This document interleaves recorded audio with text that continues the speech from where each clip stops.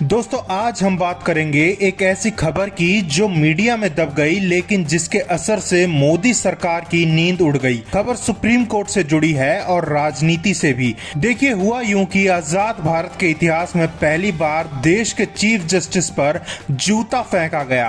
हाँ, आपने सही सुना, भारत के सुप्रीम कोर्ट के जस्टिस गवई जो कि एक दलित समाज से आते हैं, उन पर एक वकील ने अदालत के अंदर जूता फेंक दिया। अब आप ये सोच रहे होंगे, अरे भाई ऐसा करने वाले को तो सजा मिली होगी। नहीं, सजा नहीं मिली, बल्कि उल्टा क्या हुआ पता है? महिमा मंडन इंटरव्यू हुए, लोग बोले सिस्टम के खिलाफ आवाज उठाई है और दिल्ली पुलिस उन्होंने तो छोड़ भी दिया, यहाँ तक कि जूता भी वापस कर दिया। अब सोचिए दोस्तों, जब देश का सबसे बड़ा जज ही अदालत में असुरक्षित हो तो फिर आम आदमी की तो क्या औकात बचती है। लेकिन कहानी यहीं खत्म नहीं होती। करीब एक हफ्ता तक सरकार चुप्पी बनाए रखी, ना कोई केस, ना कोई बयान, ना कोई एक्शन, और फिर अचानक अटॉर्नी जनरल ने उस वकील के खिलाफ आपराधिक अवमानना की अनुमति दे दी।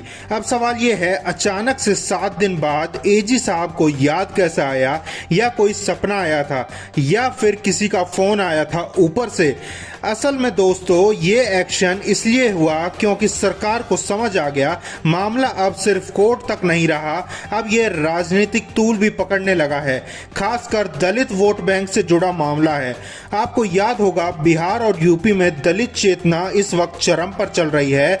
सोशल मीडिया पर सैकड़ों चैनल हैं जो सिर्फ दलित मुद्दों के ऊपर बोलते हैं, और ऐसे में अगर ये बात फैली मोदी सरकार ने दलित सीजीआई पर जूता फेंकने वाले को छोड़ दिया तो चुनाव में इसका खामियाजा भुगतना पड़ेगा।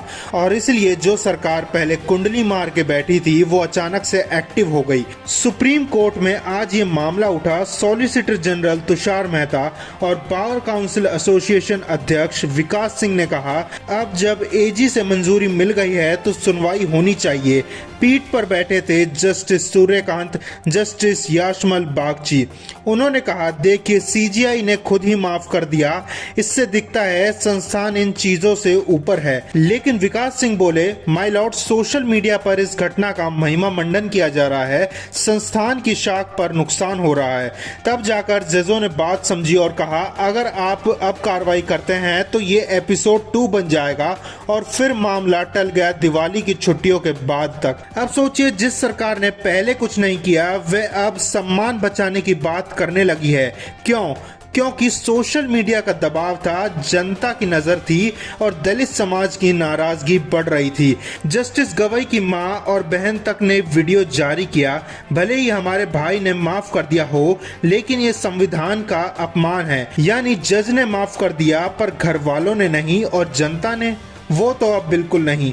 अब सवाल बड़ा है, क्या सरकार ने ये एक्शन न्याय के लिए लिया है या फिर वोट के लिए? क्योंकि सरकार जानती है दलित वोट बैंक अगर नाराज हुआ तो बिहार यूपी में खेल बिगाड़ सकता है। अब मामला सुप्रीम कोर्ट में है, दिवाली की छुट्टियों के बाद सुनवाई होगी। देखते हैं इस बार फैसला कानून करेगा या राजनीति। दोस्तों आपको अगर लगता है कि इस देश में कानून का सम्मान बचा रहना चाहिए तो इस वीडियो को शेयर कीजिए, कमेंट्स में बताइए सरकार ने एक्शन न्याय के लिए लिया है या मजबूरी में।